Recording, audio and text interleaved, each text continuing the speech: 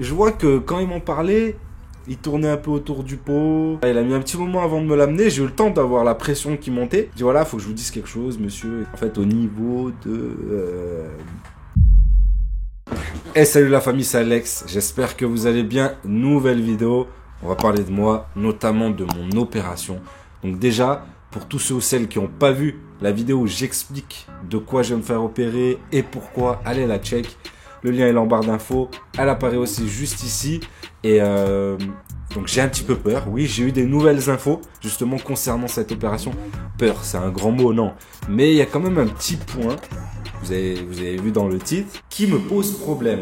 Et surtout que le chirurgien, je vois que quand ils m'ont parlé, il tournait un peu autour du pot. Il a mis un petit moment avant de me l'amener. J'ai eu le temps d'avoir la pression qui montait. Je dis voilà, faut que je vous dise quelque chose, monsieur. En fait, au niveau de... oh là là, de quoi il est en train de me parler là? Mais juste avant qu'on revienne là-dessus, j'ai demandé justement à ce chirurgien si je pouvais filmer l'opération. Moi personnellement, je pourrais pas filmer parce que je serais endormi, anesthésie générale pour l'opération. Mais il m'a dit amenez votre téléphone et je filmerai avec le téléphone ou je ferai filmer avec le téléphone et surtout, on pourra récupérer aussi les images de l'arthroscopie, de la petite caméra qui vont me rentrer à l'intérieur de la hanche. Donc comme ça, on verra bien exactement comment c'est fait. Bah, tout le monde pourra voir l'intérieur de ma hanche déjà, c'est cadeau. Je vous l'offre. Et deuxième chose, c'est que vous allez voir comment ça se passe une opération. Même moi, j'ai hâte de voir ce qu'ils m'ont fait, comment ça s'est passé, etc. L'opération, elle se fait en ambulatoire, donc je rentre et je ressors le même jour. Et à la base, c'est même pas moi qui a eu cette idée de tout faire filmer, c'est mon kiné. Donc dédicace à Olivier. C'est lui qui m'a dit mais pourquoi tu filmes pas ça? Pourquoi t'en fais pas une série de vidéos? Je suis sûr que ça peut intéresser les gens, etc. Il y en a, ils se refont faire les seins, ils se refont faire les cheveux. Je dis ouais, bon, ça a quand même rien à voir. Il m'a dit ouais, mais franchement, il y a plein de gens qui sont intéressés. Et moi, j'ai vu aussi dans les commentaires, finalement, je pensais que c'était une pathologie, mais super, on va dire, rare. Et je me suis rendu compte que vous étiez plein à avoir cette douleur-là, pas savoir d'où ça venait, etc. Et comme je l'ai dit, c'est une pathologie qui est plutôt récente. Alors moi, j'avais dit qu'il y a 5-6 ans, mais il y a des gens dans les commentaires qui disaient non, ça fait 10 ans que c'est connu. Mais même 10 ans, ça reste très très faible, ça reste très très court. Je pense qu'il y a plein de médecins qui sont pas encore au courant. Donc je pense que ça peut aider du monde. Et donc, suite à cette opération, je vais pas m'arrêter là, je vais filmer ma rééducation. J'ai déjà commandé un peu de matos, je me suis fourni bien sûr chez Fitness Boutique.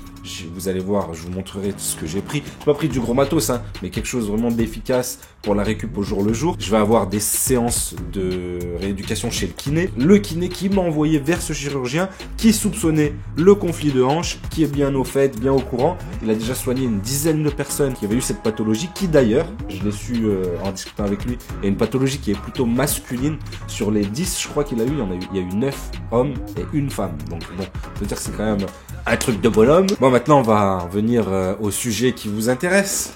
C'est ça? Vous voulez parler de mes couilles. Donc, je vous explique, et c'est réel, il n'y a pas de gros risque. Je vais pas perdre une couille. Je vais garder les deux. Normalement, tout va bien. Juste, il m'a dit, voilà, quand je vous disais, il tournait un peu... Mais c'est pas qu'il tournait autour du pot. C'est qu'il voulait me l'amener de manière pédagogique, etc. Sauf que moi, c'est le genre de truc que je déteste. Quand tu mets du temps à m'expliquer un truc, tout de suite, j'ai la pression qui monte. Dis-moi, qu'est-ce qu'il y a? C'est quoi le truc? Bien sûr, lui, c'est un chirurgien. Et voilà, il voulait m'expliquer exactement les étapes, le pourquoi du comment. C'est moi qui supporte pas ce genre de truc.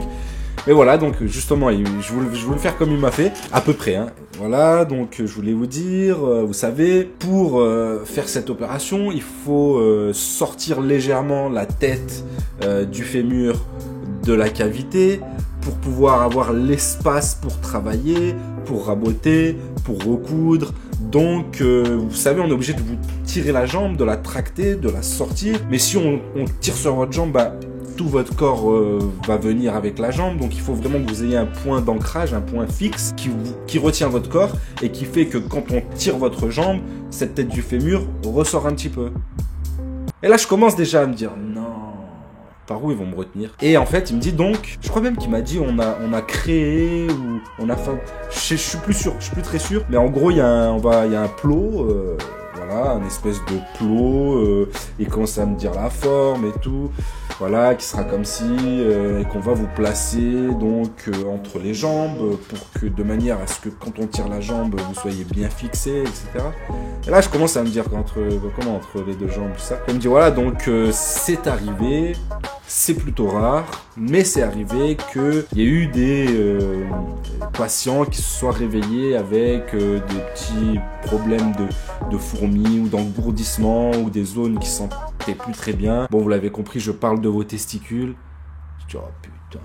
Franchement, il n'y a pas beaucoup de choses qui me font peur, hein, mais ça me ferait vraiment chier d'avoir des fourmis dans les couilles. Parce qu'il m'a dit, il me semble qu'il m'a dit... Parce qu'en fait, à partir du moment où moi, tu m'annonces une nouvelle comme ça, je suis déjà en train de réfléchir à plein de machins, et j'entends juste des échos de ce qu'il continue à me dire. J'entendais juste des mots, quelques jours, 2 jours. Mais bon, vous inquiétez pas, rien de grave, c'est toujours revenu, toutes les sensations sont toujours revenues. Heureusement. Sinon, franchement, la vérité, je préfère boiter. Donc voilà, vous allez voir le fameux plot. Logiquement, vous ne devriez pas voir mes couilles parce qu'elles sont cachées par le plot. Puis je vais essayer de demander quand même de garder une petite intimité. En plus de ça, je sais qu'ils vont me mettre le plot. C'est obligé qu'il y ait quelqu'un qui va me soulever les couilles pour pas qu'elles soient contre le plot directement, quoi. Enfin, je vais leur demander en tout cas qu'ils le fassent. S'il vous plaît, quand vous me mettez en place, soulevez-moi les clés, oui. Mettez-les bien en place, que j'ai déjà sauté à l'élastique plusieurs fois. Si t'es pas bien mis en place et tout, ça peut faire mal. Ça peut faire mal. Et moi, je suis assez sujet. Tu vois, les baudriers, tout ça, je kiffe pas de ouf. Bon, bref, en tout cas, je savais que cette anecdote, ça allait vous faire rire. Je sais qu'il y en a plein qui attendent de voir, moi aussi d'ailleurs, à quoi ressemble ce plot et comment je serai positionné, etc. De toute manière, vous le verrez. Bien sûr, s'il faut flouter, je flouterai. Moi, je vous dis un truc, on est entre nous, dans ma famille. Le surnom de ma famille, en Italie, dans la région de Naples, c'est Paluotto. Ça veut dire les grosses boules. C'est le surnom de ma famille, c'est comme ça. On ne sait pas pourquoi. Peut-être il y avait un ancêtre, il avait des clés comme ça. Ou alors, peut-être aussi que ça vient des boulets de canon. Parce que c'est ça, on appelait ça des grosses boules à l'époque, je sais pas. Dans les deux cas, ça me va. Au moment où je vous parle, là, on est à 3 jours de l'opération. Tout est calé, tout est nickel. J'ai fait les milliards de tests qu'on m'a demandé de faire, les prises de sang. Je viens de faire le test Covid ce matin.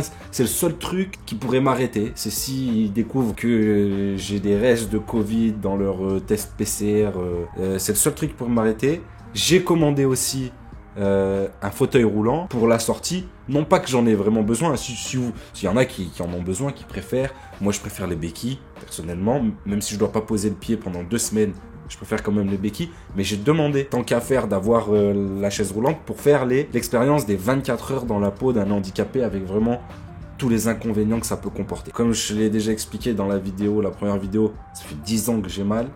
10 ans que personne trouvait en tout cas ce que j'avais. Là, je sais enfin ce que c'est, même si franchement ça me fait chier parce qu'il y a 8 mois de rééducation. Le sport, je vais reprendre vraiment progressivement. Avant de faire une séance jambes, en muscu, je pense qu'il va se passer plusieurs mois. Voilà, vous savez très bien que j'ai pas peur des défis, j'ai pas peur des challenges, j'ai pas peur de perdre du muscle. J'ai arrêté pendant 3 mois et demi pour faire des tests antidopage qui n'ont jamais été faits au final. J'ai jamais eu de réponse, des gens qui m'ont laissé croire que oui, ça allait se faire, etc. Et j'ai plus de réponse d'eux. Derrière, j'ai repris, j'ai rattaqué, j'ai réussi à retrouver mon physique. Et bon, vous imaginez bien qu'à force d'accumuler les périodes d'arrêt, c'est de plus en plus difficile de revenir.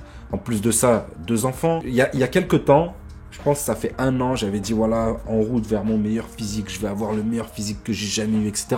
C'est pas vrai, j'y suis pas arrivé. J'ai réussi à retrouver un très bon physique, un physique quasi identique, je veux dire, à des moments où j'étais très en forme, mais j'ai dit quasi identique. Et 2 kilos de muscle, par exemple, c'est énorme, c'est énorme. Je pense qu'à mon max du max, je devais faire 84-85 kilos assez sec.